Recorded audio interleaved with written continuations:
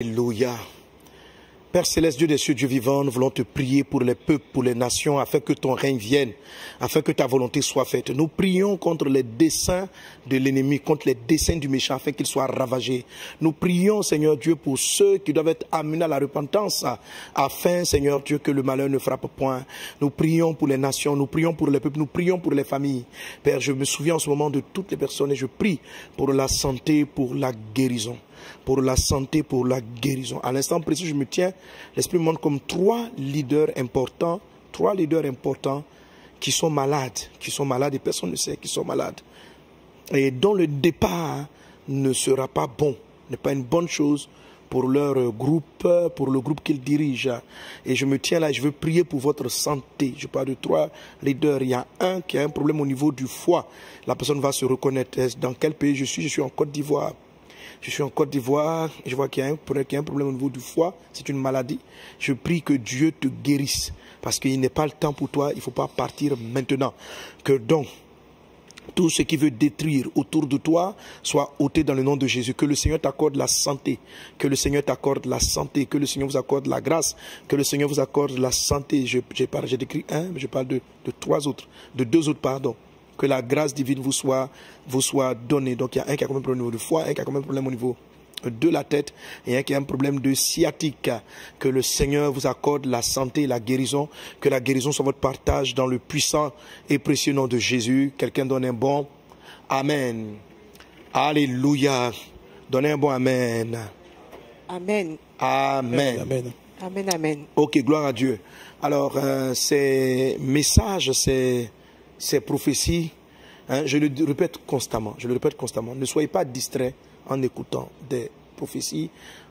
Le but du prophétique, ce n'est pas de dire ce que j'avais dit arriver, Et je vois ça de plus en plus, et je veux vraiment exhorter aussi les prophètes qui annoncent des choses qui arrivent. Si quand Dieu vous a parlé, faisons tout constamment en sorte que les gens puissent prêter attention à ce que Dieu dit à côté. Amen. Le but n'est pas de dire, oh, j'avais dit c'est arrivé, et puis de dire quelqu'un est un prophète. Non, c'est pas ça l'objectif. L'objectif, c'est qu'est-ce que Dieu veut que nous tirions. Dieu utilise Jonas pour aller annoncer la destruction de Ninive. Mais le peuple a compris ce qui allait se passer, et le peuple s'est repenti, et Dieu a pardonné, et Ninive a été épargnée. Donc, la Bible dit que la prophétie édifie, elle exhorte, elle bâtit. Alors, comment est-ce qu'une prophétie édifie? Lorsque une prophétie vient et qu'elle est négative, elle annonce quelque chose de difficile, elle annonce quelque chose qui est difficile, il ne faut pas être là, ah, il a parlé mal de moi, il m'a dit ceci, il m'a dit cela. Il faut l'éprouver. La Bible dit, n'ayez pas foi en toute prophétie. Il faut l'éprouver. Si tu te sens interpellé par une prophétie, il faut l'éprouver. Il faut l'éprouver. Ne paniquez pas à l'écoute des prophéties. Voilà. Certaines sont de vraies prophéties qui viennent de la part de Dieu. D'autres ne le sont pas. De tout temps, il y a, et la Bible dit, il y aura de faux prophètes. On ne peut pas empêcher cela. Mais l'existence de faux prophéties révèle qu'il y en a de vrais.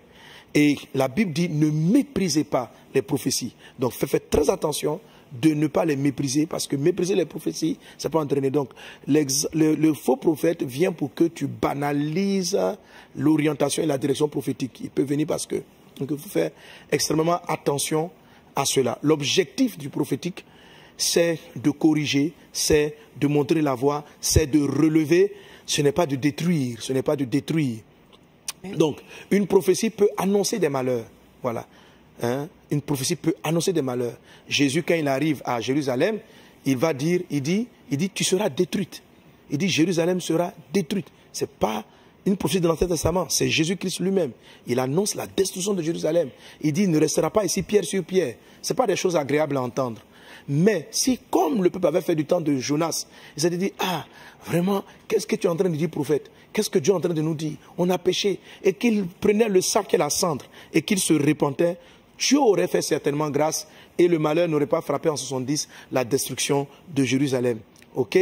Donc, même quand quelque chose de difficile est annoncé, si Dieu veut détruire, il n'a pas besoin de t'annoncer. Il vient puis il frappe.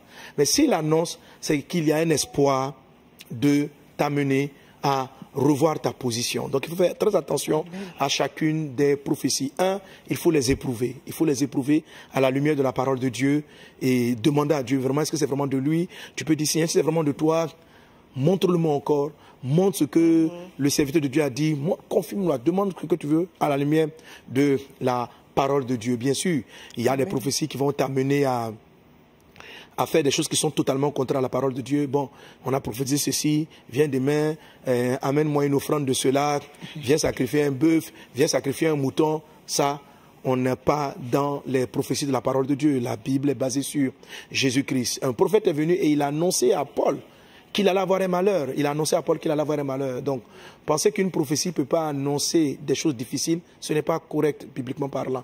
La chose difficile vient pour amener les hommes à la repentance, à une remise en cause et puis à analyser. Si cela est de Dieu, il faut te remettre en cause. Si ce n'est pas de Dieu, continue ton chemin.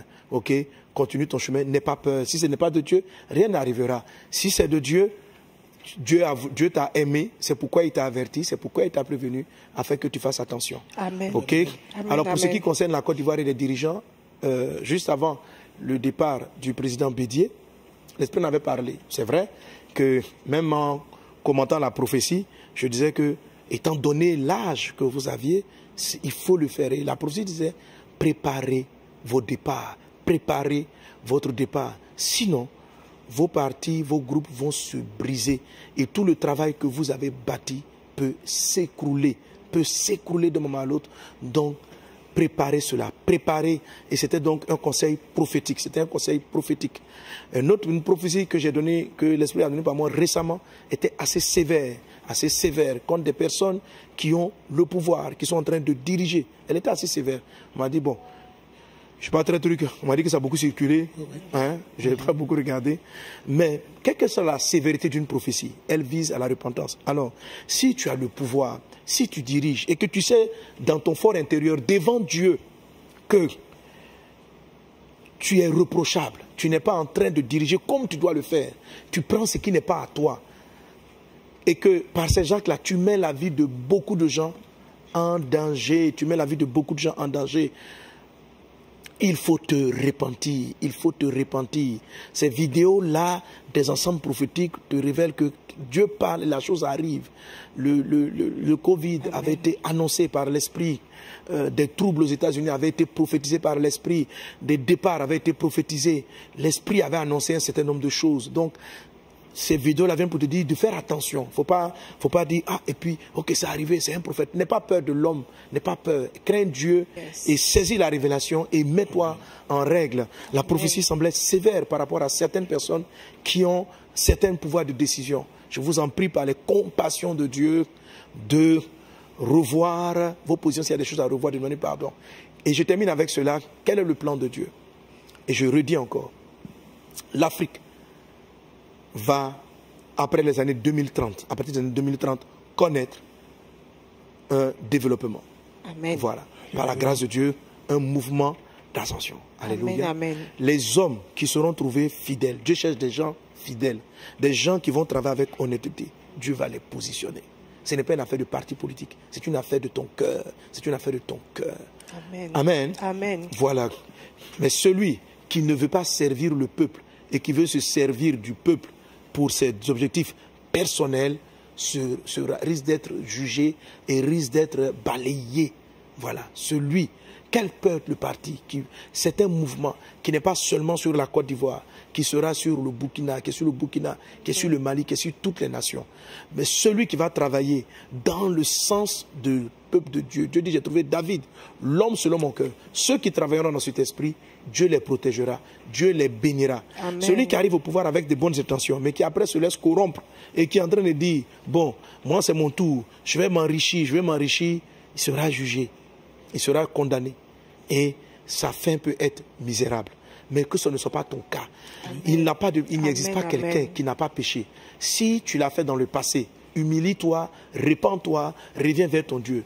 Tu ne peux pas être à ce poste si Dieu ne t'a pas établi.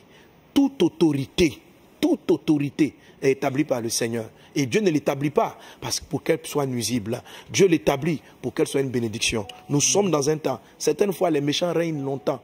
Mais nous sommes dans un temps où j'annonce à tous ceux qui prennent et qui en profitent, qui se servent, y compris dans l'Église, que la période qu'elle a sera une période assez délicate pour certains de ces personnes. Que Dieu vous bénisse abondamment. Voilà, ne jetez pas les prophéties, écoutez-les. Lorsque les choses s'accomplissent, ne soyez pas simplement là pour dire ça s'est accompli, ça s'est accompli. Non. Qu'est-ce que Dieu veut que vous en fassiez? C'est le fruit de la prise de conscience qui sera édifiante, qui va vous construire, etc. Sans bien sûr, il y a beaucoup d'autres prophéties, comme une prédication édifiante est une prophétie, une bénédiction est comme une prophétie. Tout ça, ça fait partie de la grande famille des prophéties. Que Dieu vous bénisse abondamment. Amen. Que la grâce et la paix du Seigneur soient avec toi. Amen. Amen. Donc, attachons-nous aux Saintes Écritures. Faisons l'œuvre de Dieu. Amen. Amen. Vous savez que l'évangélisation que nous menons en Côte d'Ivoire en ce moment est le fruit d'une prophétie. C'est parce que Dieu me dit en 1999 que la Côte d'Ivoire va rentrer dans la guerre. Je demande au Saint-Esprit, mais que faut-il faire? Il dit, il faut que tu ailles dans toute la Côte d'Ivoire et que tu ailles évangéliser. On est parti au nord. Quand la guerre a commencé, je dis, Seigneur, vraiment, malgré tout la guerre a commencé, il m'a dit, n'eût été ces croisades. Le fait d'aller dans les villes, dans les villages, de bénir la terre de Côte d'Ivoire, tu as empêché le pays de sombrer. Parce que la prophétie que j'avais reçue, c'est que Satan voulait faire à la Côte d'Ivoire ce qu'il avait fait au Libéria, ce qu'il avait fait au Rwanda. Et certains de ces pays, tels que nos frères du Libéria, ont eu des difficultés à s'en sortir. Et même encore, c'est encore compliqué. Et Dieu me dit, il faut évangéliser. On a fait le tour. Donc, quand il y a des révélations qui annoncent des temps difficiles, ce n'est pas pour pleurer, pour dire, bon, on va vérifier que ça... Non, il faut travailler. Quand c'est négatif, il faut œuvrer pour ne pas que la chose arrive en l'état. Si c'est positif, il faut prier pour que la chose... Dieu dit qu'à partir de 2030, l'Afrique va monter. Prions pour que cela soit effectif. Amen. Dieu a béni Haïti pour la suite des temps. Prions pour que cela soit effectif. Amen. Prions pour activer les prophéties. Et pour être, quand on prie, c'est pour nous-mêmes être prêts au moment où la faveur va arriver. Amen. Parce que la faveur peut arriver. Dieu dit à Israël, le malheur va t'arriver parce que tu n'as pas connu le jour où tu as été visité les choses qui appartiennent à ta paix. Donc puissons-nous comprendre les choses qui appartiennent à notre paix. Amen. Et opérer. Que Dieu vous bénisse abondamment. Amen.